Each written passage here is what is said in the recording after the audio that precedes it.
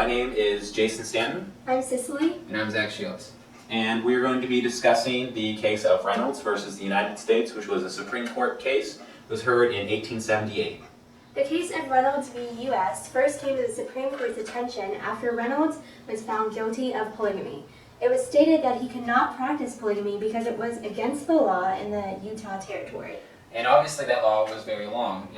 Every person having husband, wife, or living who marries another, whether married or single in the territory, or other place over which the United States have exclusive jurisdiction, is guilty of bigamy and shall be punished by a fine not more than $500 and by imprisonment for a term not more than 5 years. So that's but obviously this case wasn't just about Reynolds, right? Right. Right. It was about much more than Reynolds, because Reynolds was representing the entire Latter-day Saints Church of Utah. He was representing the Mormon community at the time in the state of Utah. I heard he volunteered to actually have the charges against him in order to represent the community, right? Right. Exactly.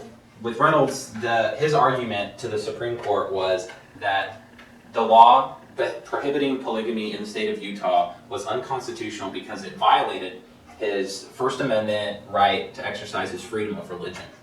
Because he believed that religion and his religious duty was linked to polygamy, because without practicing polygamy, his soul was doomed to be eternally damned.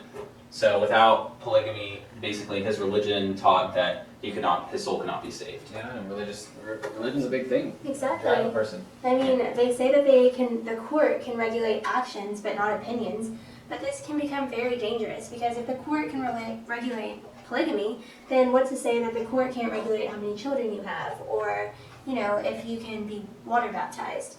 Yeah. This just becomes a very slippery slope.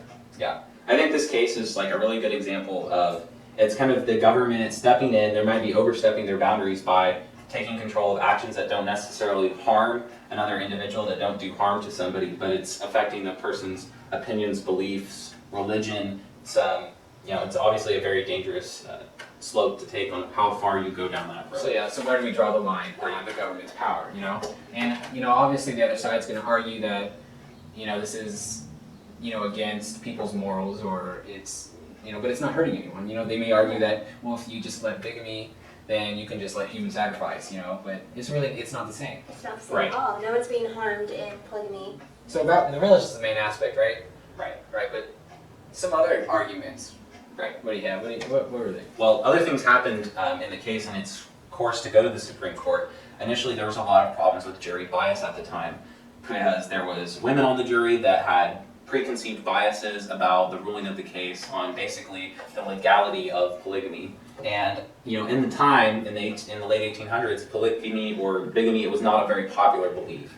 So as a result, it had a really hard time being properly judged by a jury of your peers, because people had preconceived notions about the status of marriage, much like they still have those notions today. So, that's our discussion for today. I'm Zach. Cicely. I'm Jason. Toodaloo!